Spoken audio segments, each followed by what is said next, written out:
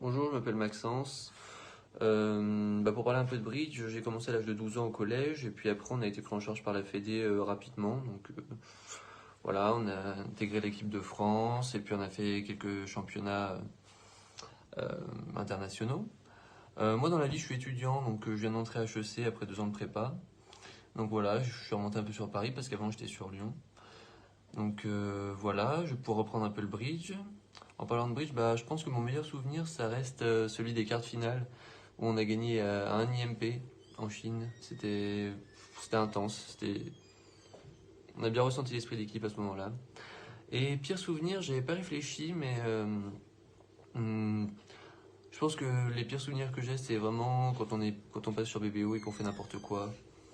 On a vraiment l'impression d'étaler son inculture, c'est assez désagréable. Mais bon, j'imagine que ça arrive à tout le monde. Mes partenaires préférés, j'ai joué avec beaucoup de personnes, mais là ça fait 3 ans, 2-3 ans que je joue avec Nao Tabata et je suis très content de notre partenariat. Donc j'espère que ça va continuer. Euh, Si je devais jouer avec quelqu'un, qui choisirais-je? Je pense que je choisirais Michel Duguay, parce que c'est quelqu'un de très sympathique. Il fait du bridge, il fait du Scrabble.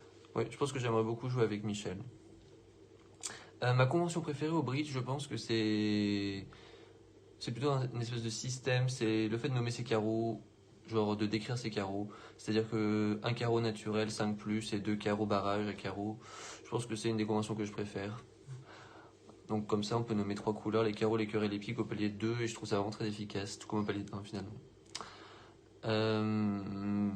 Le bridge en ligne, bah oui, qu'est-ce que j'en pense? C'est vraiment très pratique, écoutez, surtout en temps de Corona, comme on aurait fait sinon. Et puis, comment aurait pu exister l'e-open aussi? Non, le bridge en ligne, c'est une vraie solution, même si on voit la législation et l'arbitrage est compliqué.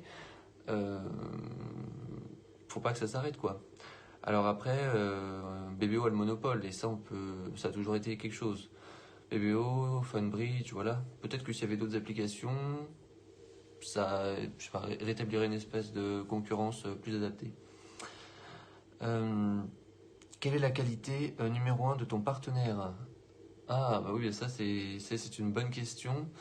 Pour moi, Nao Tabata, c'est quelqu'un de très, comment dire, prosaïque. Quelqu'un de très posé qui ne s'énervera absolument jamais, jamais, contrairement à moi.